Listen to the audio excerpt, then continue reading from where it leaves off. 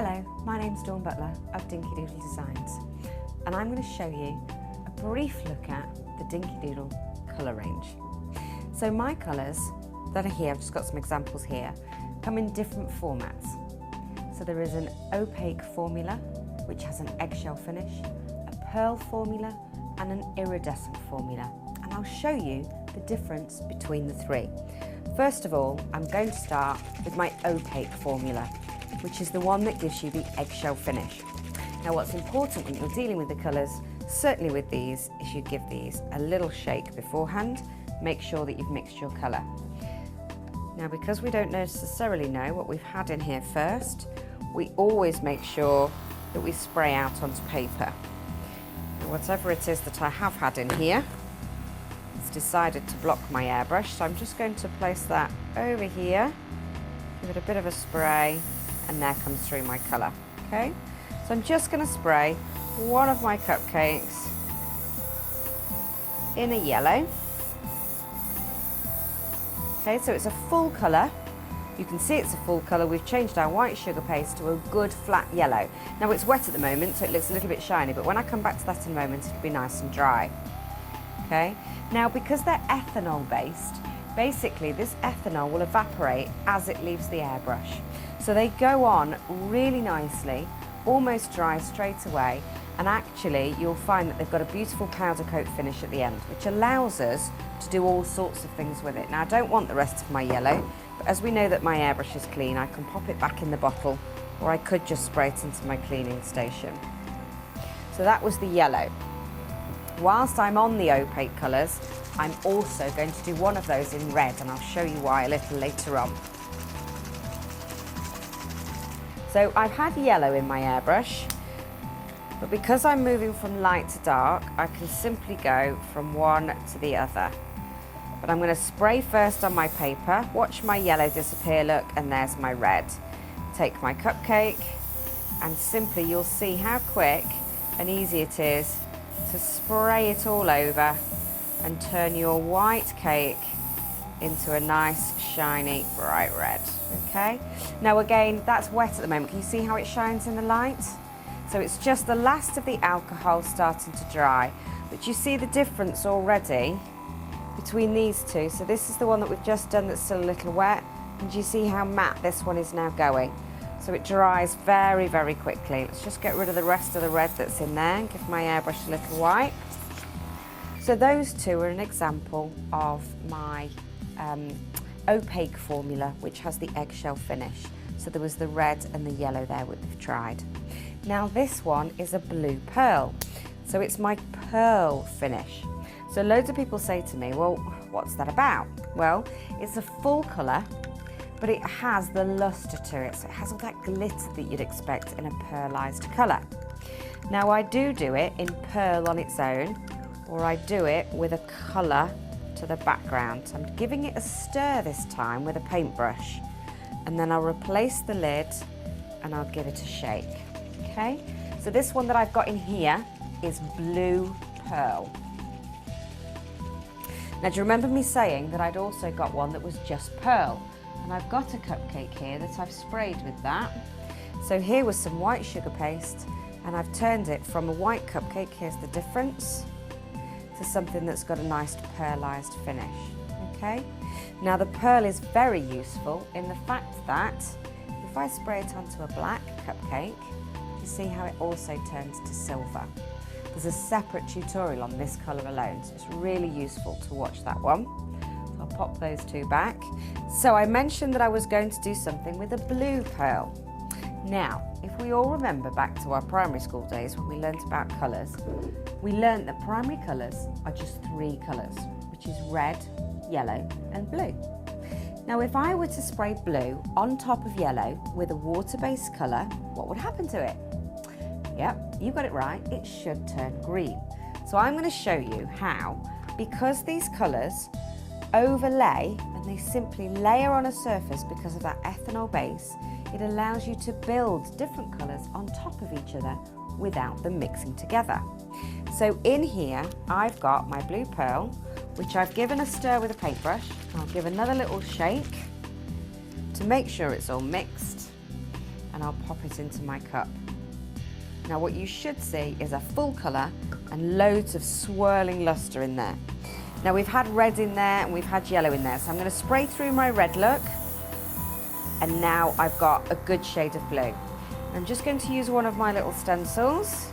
See, I'm very fortunate and have my own logo in a stencil.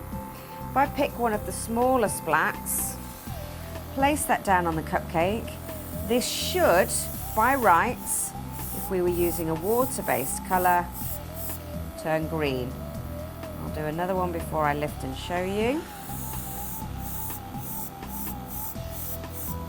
See, I've also been able to move directly from one colour onto another colour. But as you can see quite clearly, we've got two very blue splats. So that wouldn't be able to happen if we did that with water-based colours. And can you see, if I move it in the light, how my blue pearl is very blue, but also has that pearlized glittery finish to it. So if you wanted to create a gold with your airbrush, you actually have two choices here with the Dinkydoodle paints. I do have a gold pearl, which, as you can see from this cupcake here, was a white iced cupcake which I've sprayed with my gold pearl. Now I think you'll agree it's a full colour gold with plenty of lustre. But your other option is to use one of my iridescent colours. Now my iridescent gold on white would simply look like a lustre. Very, very beautiful, but subtle for wedding cakes. If I were to use my gold on black, then I get a different colour again. You can see that it's gold, but it's actually based on a black cupcake. So depending on the type of gold that you want, depends on the type of paint that you would use. Gold pearl, full colour with lustre, or my iridescent range, which is simply the lustre with ethanol as the propellant. Okay? So already now we've covered my opaque paints and my pearl paints. Let's talk about my iridescents. So my iridescents, there's a separate tutorial on just how to use these. They are basically a lustre with the ethanol as a propellant. And again, when I put them on white, they have a gentle, subtle lustre, but when placed on black, this is my blue iridescent, they start to make that metallic shine.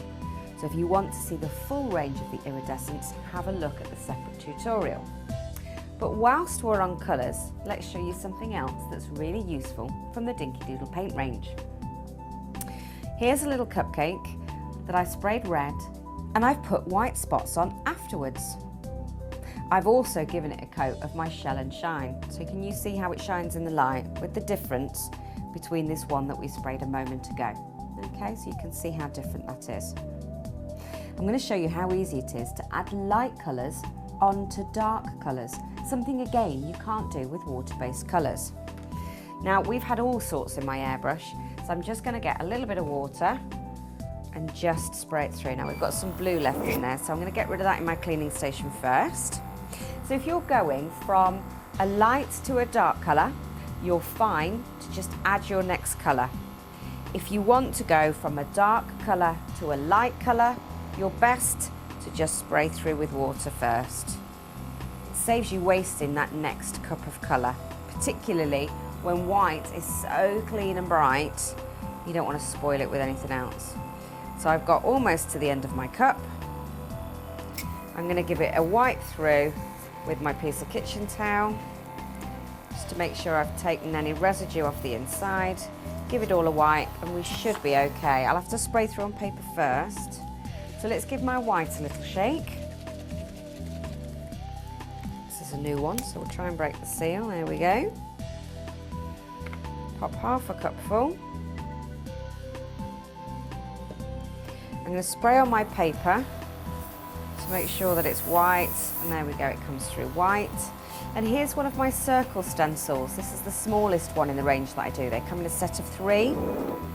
This one's got pink all over it, but it's all right for what we need it for. And I'm simply going to place it on top of my cupcake. Now there's loads of people make the mistake of stenciling and just simply flooding it with colour because it's white, they want to get it really white. If you leave it still and flood it with colour, you'll bleed all of that colour underneath the stencil and it won't be very nice at all. So here's a little trick when doing white onto a darker colour in a stencil. Can you see I'm going round and round the garden? So I do round and round the garden until I've got my colour, and then I simply lift and remove. Can you see how sharp the edges are? So it's a nice clean stencil, and look, white directly onto red. I'll do it again for you. Round and round the garden and lift and remove. We'll do another one over here. Round and round the garden and remove. What I'm taking care to do is make sure that my stencil isn't touching any of the others that I've just done, just in case I decide to put a mark on it. I'm going to do half a circle here, just over the edge of the cupcake, and again round here, and again, and then I think one more. Okay, I can pop that away. See, there it is, as simple as that. Just being able to put white dots on top of a red cupcake makes this effect really, really simple. Now, can you imagine this on a fairy themed party where you've been asked to provide some cupcakes for the guests? How easy would it be to just simply spray everything red and then add your white spots? But we'll give it a finishing touch with my Shell and Shine spray. Now, this is an edible shellac, so an edible varnish. Comes in a great big whack-in spray can, will last you ages, many, many projects worth in here. So you've not got to run the risk of buying a smaller can, only managing to get half a cake and having to dash back out to the shops to finish off your project. So all I simply do is give it a shake first. You want to stay about 20 centimetres away from your project and spray in a circular motion until it's all covered.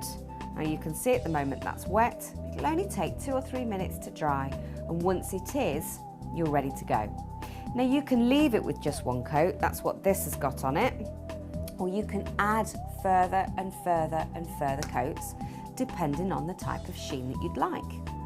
Now the more coats you add, the shinier it becomes. And when you've finished, you can actually end up with creating a shell, just like the sort of chocolates that you'd see on the high streets, with that crisp coaty shell on the top. So it makes a really nice finish. So you could try that on your cake pops if you wanted to. But there you go, simple projects with the Dinkydoodle paint range. Go on, I know you want to, get started.